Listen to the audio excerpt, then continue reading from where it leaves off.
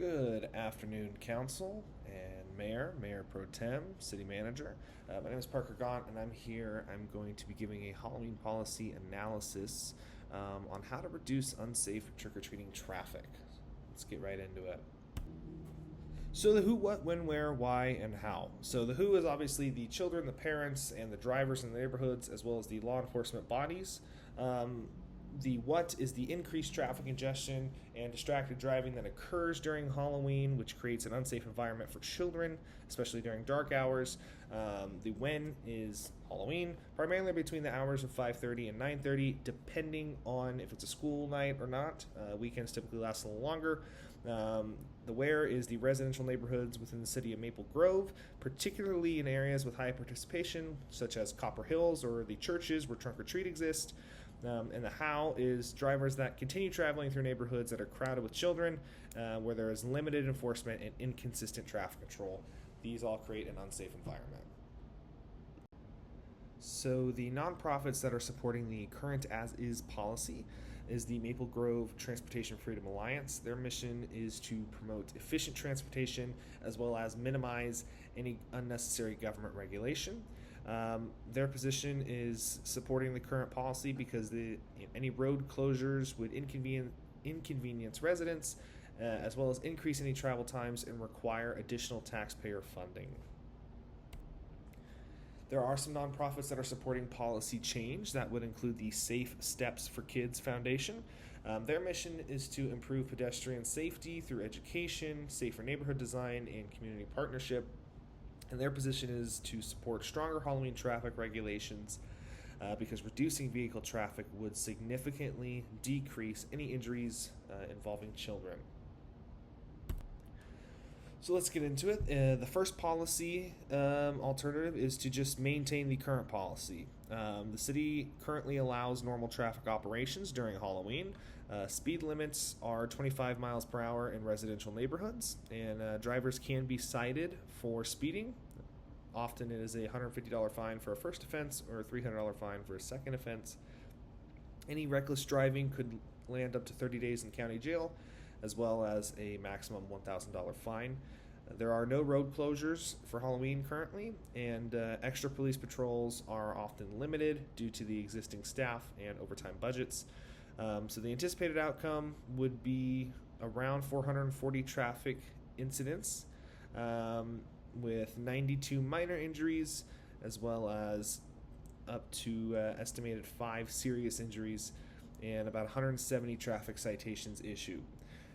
The police overtime for our expenses would be about $45,000. Their public safety advertising is about $10,000. And then the revenue that we get from fines is about $42,000, which gives a net cost of about $13,000. The second policy alternative that we have is to introduce temporary neighborhood road closures. So the city would close designated residential streets from 5 p.m. to 9 p.m. on Halloween. This policy would include installing temporary barricades, having resident vehicle access only, and police officers would be assigned to closure points. Any unauthorized entry could be met with a $250 fine, and ignoring officer commands would land up to 10 days in jail, as well as a maximum $500 fine. This would have the anticipated outcome of unsafe traffic incidents being reduced to about 170, as well as minor injuries reduced to 30. Serious injuries would be reduced to 1. The timeline for this policy would be to begin planning in May to July with the Public Works Department, and as well as beginning the public outreach with August through September.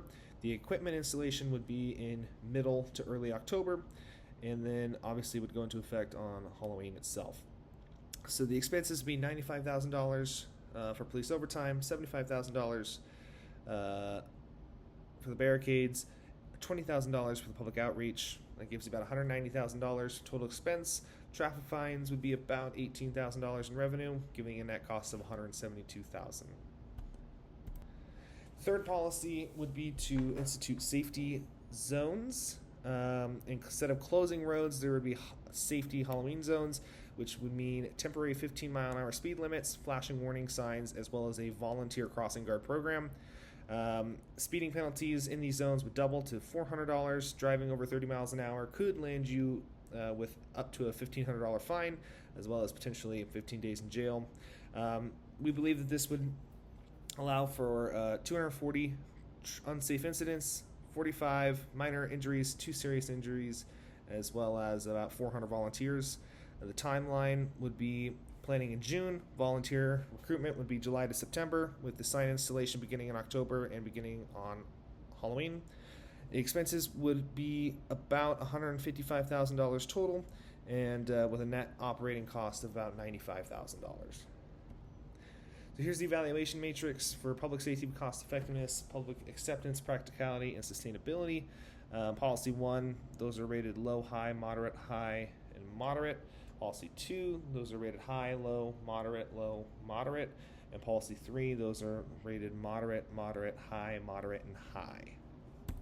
It's time for the criteria justification.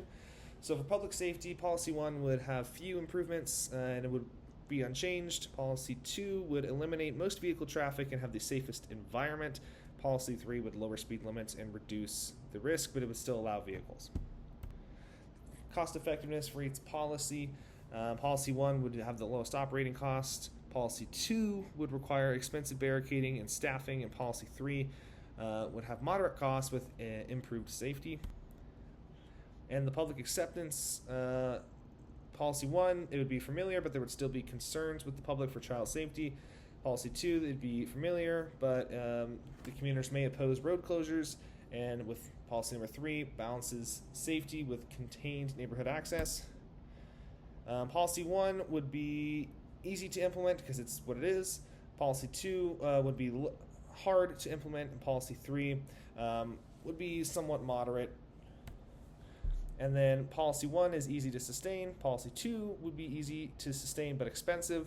And Policy 3 would be hard to sustain.